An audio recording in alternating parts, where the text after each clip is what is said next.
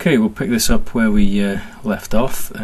Put the images in so far, and now I'm going to deal with some text. I've got a big chunk of area here, and in this I'm going to place a timeline of Mies van der Rohe's architectural projects. So this kind of follows in the idea for the whole presentation, that this is one of the very earliest projects he worked on through to the later career ones. Okay, so I'm going to zoom in a little bit closer. It's really difficult with this screen being so small, I can't actually get much closer. Create a new layer, and I'm going to call this the projects list. Okay, that colour is a bit tricky to use because it's very similar to the I've got to place the name inside that word, haven't I? Let's just get rid of that. So this, like I say, this colour is a bit tricky to use because it's the same colour as the guideline. So I'm going to try and make this appear a bit different. Double click to the layer name, and we can change the colour of the layer. I think I'll go for this dark green. Okay, and I'll just tuck that to the side so get it out of the way. Okay, I want a text box now. So generally in InDesign things do snap quite nicely into place onto guides. It's pretty good. Much easier to work things than it is in Microsoft Office. Okay, so I've created a text box. You can see a flashing cursor there. It's very small. Let's zoom in, see what it looks like. So it's just flashing away, and what I'm going to do is I'm just going to write a little bit of text and turn the text box round. So I'm going to set the text to Arial. Actually want Arial narrow. Okay, and I'm just going to write just a couple of words just to get something in, so I can see that it does turn round. Projects list. Okay, let's back out of there. So I want to turn that whole text box round. So I'm going to pick the text box. Okay, I'm going to rotate it anti-clockwise by 90 degrees. Okay, and then what we'll do is we'll reposition this. Okay, so let's drag it till it snaps again. Okay, so you should be able to see then that the first line of text is facing the other direction. I haven't gone for vertical text, I've just rotated the text box. Okay, so I've set the font height there. If I go back to the text button, okay, we've got a text height of 12. So ultimately, when we shrink this, that 12 point, which is about the equivalent of 4 millimeters. If we shrink this onto an A3, sorry, oh, we're not going to shrink this one. I'm not shrinking this one at all. It's okay. Getting confused with my lessons here. Okay, so what I'm going to do is open the text file, and in here I've got a list of projects. Now I've been through this text file and made sure it kind of the amount of text is enough to fill the box that I've got there. It's been, you know, I've had the text in and out of that text box a few times, cutting off a few words here and there to make sure it fits quite nicely. Okay, so I'm going to copy and paste this whole chunk of text. Let's get that out of the way, and we'll replace what's there. So Control V. Okay, now you'll also see that none of these are actually at the moment longer than the width of the box, so we're not getting anything spilling down a line. So I've got a bit of space there. I can make the text a bit bigger, so I'm going to highlight all of it, and let's knock it up to 14 points, see if we're still fitting the box, and it should be just about right. If you've got more text than you've got space for, then you'll find a plus sign appears that shows that it's overspilling, and you'd have to reduce the size of the text or make the text box bigger. Okay, so what I'm going to do is make these bold. So instead of the character size, we go to the I want the bold setting. A wee bit squashed up here, so let's go for narrow bold there.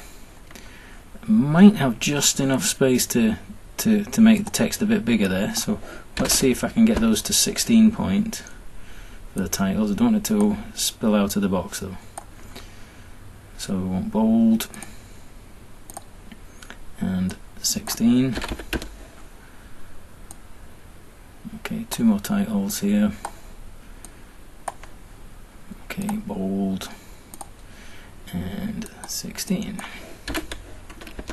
And the last one, early career projects, bold 16. Okay, hopefully I haven't overspilled the box there. That's good, just enough. Okay, so we've got the projects list in there, but as you can see, it's not really as visible as it should be.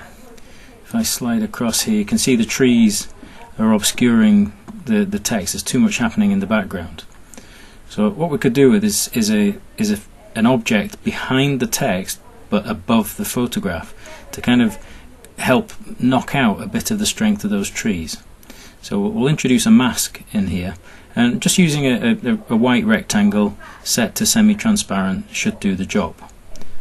So we'll create a new layer, and I'll rename this to mask, and OK, and I'll tuck this to the side just now. Okay, and I want to create a rectangle.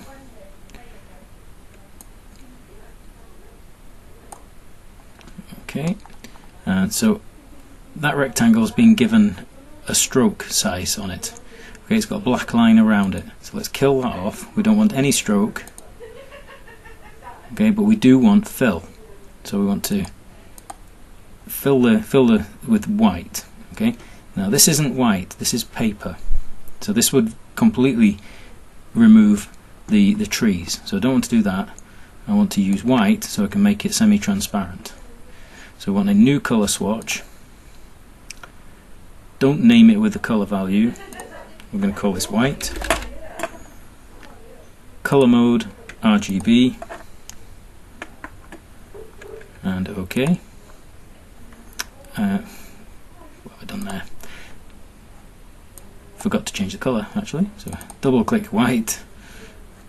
Forgot to drag the sliders. Okay, so pull the sliders up, and OK. You can close the swatch. I shouldn't really see white here, I should be seeing the text.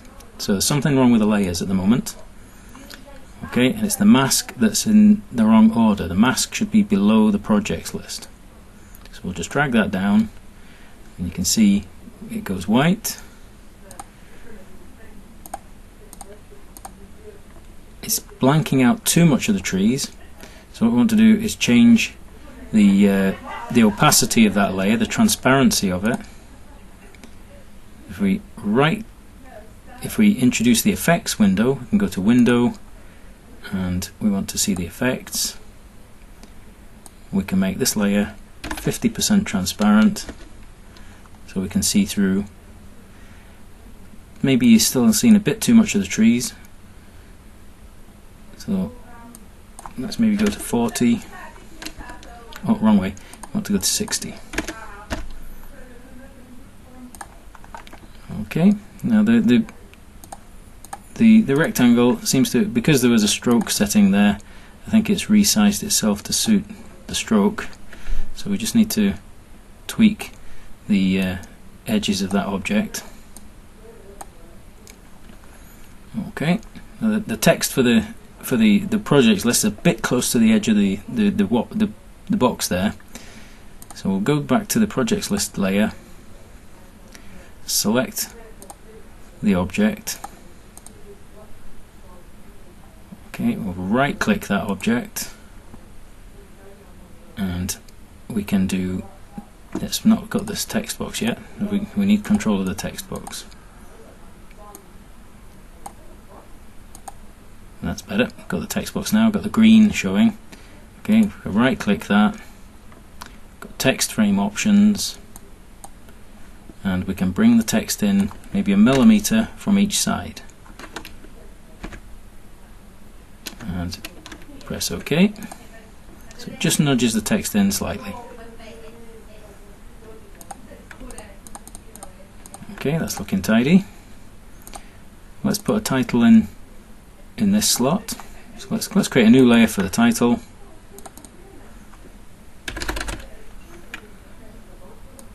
And OK. We want a text box.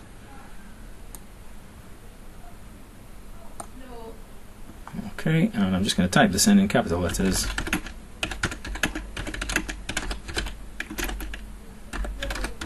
Projects timeline. Okay, it's given me this Minion Pro typeface. So let's go back to Arial. We'll go for Arial Narrow Bold straight away. Would have been good if it changed. Let's try that again. Arial, where are you? Arial Narrow Bold. That's better. Okay, it's a bit small. Let's try 18 on that. And because this is a text box, we can pull the text in from the edge like we did before. So we can use the text frame options, and might get a bigger spacing on this one. Okay, just makes the set text sit a bit nicer inside the text frame. Okay, right, final text boxes. So make that the current layer just now, so the next layer appears above it. Okay, and we'll call this text frames. Okay, and we're not going to have a guideline above for these. Okay, we're just going to place them and then adjust them once they're in. So I'm going to start a text box here. I don't want to go too far into that shadow area. Okay, I'm going to put another text box here that's keeping it just out of the shadows, and then a third text box. This one can be a bigger one. Okay, maybe get away with keeping that in line. See the way they kind of lock to each other, they kind of align automatically. Okay, so I've got 3 text boxes here. I'm going to grab a bit of text to use. Okay, and I'm going to go for these chapters, these paragraphs at the bottom, starting with the words "as far" and finishing with "had ever achieved." So copy that text. I'll take that out of the way. Okay, click in the text box and then do Ctrl V. Okay, now the text is inside this box. I've got a red cross indicating that the text is too big to fit in that box. So this is where we make it spill into the next text box. It's dead easy to do. Just get your selection tool, click on the plus sign, and then we link to this text box. So find an edge of the text box and the text starts cascading into that one. Still got too much, still got the red plus sign, so we do the same again. Click the plus sign, and then when we find the edge of the text box, the icon changes and we've got our text filling the whole area. So we're finishing with the "had ever achieved." We've just got to do a bit of text formatting now. Okay, so if we click and drag all over that text. Okay, we were using Arial Narrow. Okay, that's given us a fair bit of slack to move things around. We don't want the we want the paragraphs to be nicely spaced with inside their text boxes. So you do that on the formatting panel. So formatting panel, use justified with last lines left aligned left. That's always a tidy looking way of leaving it.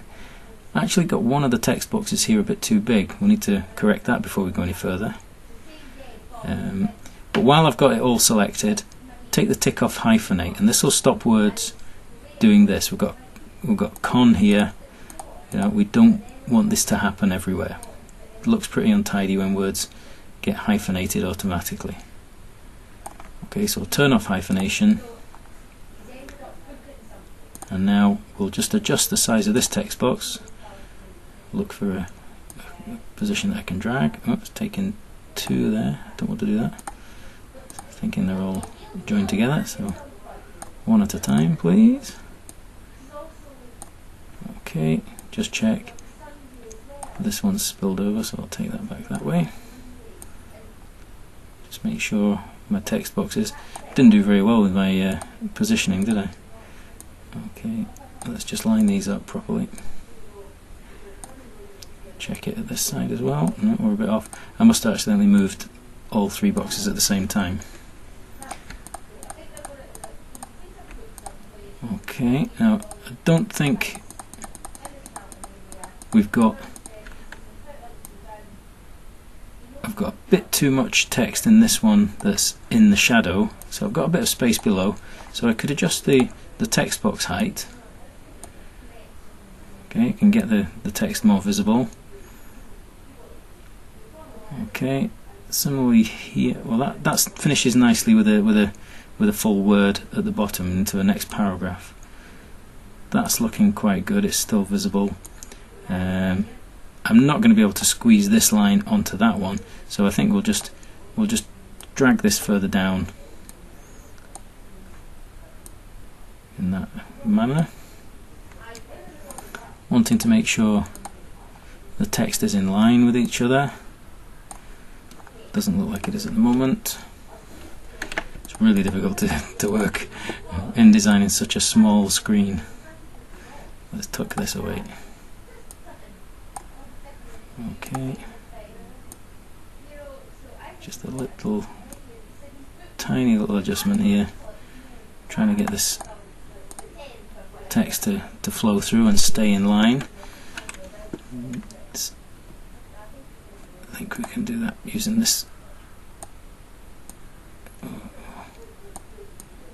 Just a very fine adjustment. Getting even closer, so let's see if that's in line. Looks like it's in line now. I think we'll go with that. Okay, now we might kind of think that that's it finished, but I think there's a little bit of room for improvement. Some of the graphics here are looking a bit, strange. We've got one colour here that's kind of standing out a bit too much. This one doesn't look like it's actually a black and white image. It looks a bit yellowish, and these are looking a bit too heavy, a bit too much contrast. So I've tweaked these images in Photoshop. So let's replace them. Okay, so we'll pick each one, make sure we're on the thumbnails layer there, and then we'll do a bit of file replacement. Okay, so this time we are replacing files. Okay, so we start off with a black and white version of Weissenhof. Okay, it looks better already. Don't think that image needed changed. This one does though. So we'll replace that one. Wait till the menu comes up. So what do we think about it? I think it's got stuck somehow. There we go. Thank you. So we've got black and white black and white version of Tugendhat. That looks better, and I think there's an adjusted version of this as well. No, there's not an adjusted version of Mies. We do have an adjusted one of Seagram though. So file, place, and we're going to swap out the original Seagram for a slightly lightened version, just to try and match the kind of look of the images and the contrast of it throughout. Okay, so that should basically be everything done. We now want to export that as a PDF. So let's tuck the layers aside.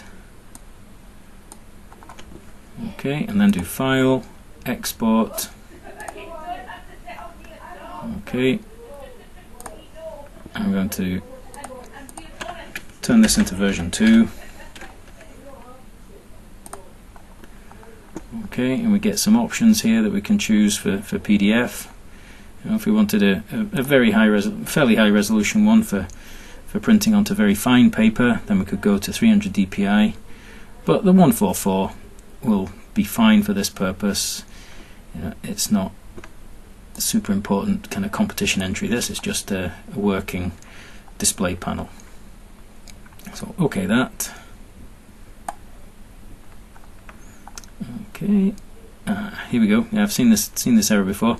We just need to make a little change to adjust it from CMYK blend space to the RGB blend space.